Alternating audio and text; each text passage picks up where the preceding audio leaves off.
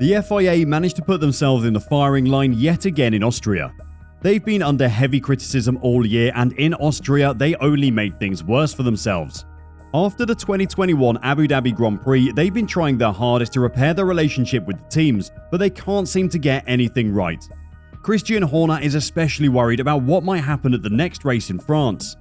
Before we fill you in on the track limits drama, this video was made possible thanks to Squarespace, your all-in-one platform to build amazing websites and share your passion for F1 with the world. There were a total of 43 abuses of the track limits rule in Sunday's Austrian GP, with 4 drivers being handed 5-second penalties. It got completely ridiculous, and even the race director lost count of who had broken the limit how many times.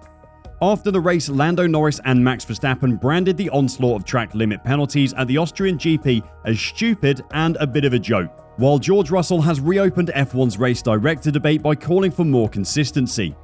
The track limit rules have been much stricter this year, but in Austria, we saw it on a completely different scale. Before we get you the driver's reaction to them, let's make sure you completely understand the track limits and how the rules work around them. New Formula 1 race director Niels Wittich presented a simple rule for track limits at the Bahrain Grand Prix at the beginning of the season. In accordance with the provisions of Article 33.1, the white lines define the track edges, red a line in Wittich's race director notes. Article 33.3 of the F1 sporting regulations states, drivers must make every reasonable effort to use the track at all times and may not leave the track without a justifiable reason. Drivers will be judged to have left the track if no part of the car remains in contact with it, and for the avoidance of doubt, any white lines defining the track edges are considered to be part of the track, but the curbs are not. There is a thick white line that runs around both edges of every single track on the calendar.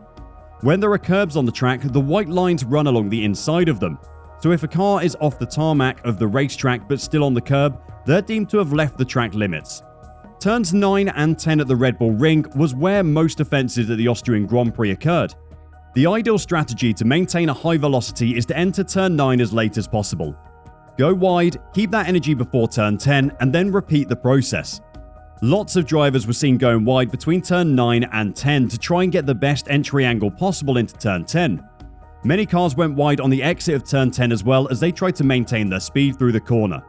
Going faster is good because it means your lap time is faster, but it also means you can't corner as tightly. Turn 10 was even called out in the race director's pre-race notes. Niels Wittich warned drivers that anyone exceeding track limits there would instantly have their lap times deleted. This happened multiple times during qualifying and saw Sergio Perez demoted after Q3 to 13th place on the grid. It wasn't just during qualifying though that lap times were getting deleted. In the race, the track limits were very strictly enforced. Before we talk about the other violations from Austria, I want to thank the sponsor of today's video, Squarespace. We are currently using it to create a website for our community, and some of the features have been incredibly useful. Their members area makes it super easy to monetize content and make your website not just a passion project, but a profitable project as well. The commenting features that you can integrate into your website means you can interact with your community with ease and build an online presence that people can recognize. How do you know what content to post though? Well, their analytics tells you what drivers or teams' content gets viewed the most, so you can tailor your future features to generate the most traffic. Go to squarespace.com for a free trial, and when you're ready to launch, go to squarespace.com/gpculture to save 10% off your first purchase of a website or domain. We would love to see what you guys create and share it with our community. Drivers get warned after the third occasion they exceed track limits during a race. At that point, if they exceed the limit again, they'll receive a black and white flag that informs them they are one more infringement away from a penalty. If they exceed track limits again without the stewards deeming they were forced to do so, then they'll receive an automatic 5-second time penalty. But the way they race each other is also under scrutiny, with drivers having to leave space on corner exits where another car is significantly alongside. Turn 3 and 4 were the main action spots where drivers got wheel to wheel, and as Alex Albon found out when he didn't leave space for Lando Norris in the sprint, a 5-second time penalty can also follow for forcing another driver off the track. Before we give you Horner's worries for the race in France, let's give you some of the driver complaints from Austria. If they were this angry at the Red Bull Ring, they are going to be fuming at Paul Ricard. During the race in Austria, Lando Norris, Pierre Gasly, Zhou Guanyu and Sebastian Vettel all picked up 5-second penalties for repeat abuse. There were a lot of complaints about how these were dished out though. Sebastian Vettel didn't actually receive a black and white flag warning him he was on 4 breaches, and was completely shocked when he was told he had a 5-second penalty on the penultimate lap. Even more ridiculously, Zhou Guanyu's penalty was rescinded after the race when it was found he didn't exceed track limits. "You can't see the white lines," Norris, who finished 8th, told the media. "It's just guessing, and I'm obviously not that good at guessing. But I got a warning from turn 1 and it was just a complete mistake. I lost time, so when you look at it that way, I can say it's a bit stupid. I've locked up, I've hit the curb, I've lost like 3 or 4 tenths. So it's not like not punishing me for the last corner where you just commit to running off and gaining an advantage. This was just me making mistakes, so I don't feel like I should be punished for it." Verstappen admitted the penalties were not a good look for the sport. "I think the track limits debate this weekend has been a bit of a joke," the world champion and current title leader said. "It's easy to say from the outside, yeah, but you just have to stay within the white lines. It sounds very easy, but it's not, because when you go that quick through a corner and some of them are a bit blind, if you have a bit more understeer, tyres are wearing, it's easy to just go over the white line, but do we actually gain time? Maybe yes, maybe not." The drivers were so annoyed with how the track limit rules were imposed in Austria that George Russell went as far as saying that he wants the sport to go back to one race director like last year under Michael Massey. "We don't want to be dishing out penalties left, right and centre, but there needs to be an element of consistency somewhere, and I think we need to look at the root cause of the issue," he said. "I do agree that we need to stick to one race director. We need to have a bit more consistency with the stewarding."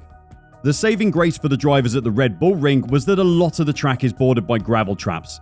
They are obviously designed and implemented to slow cars down that leave the track in a spin or crash, but they also help to enforce track limits without the race director having to dish out penalties constantly.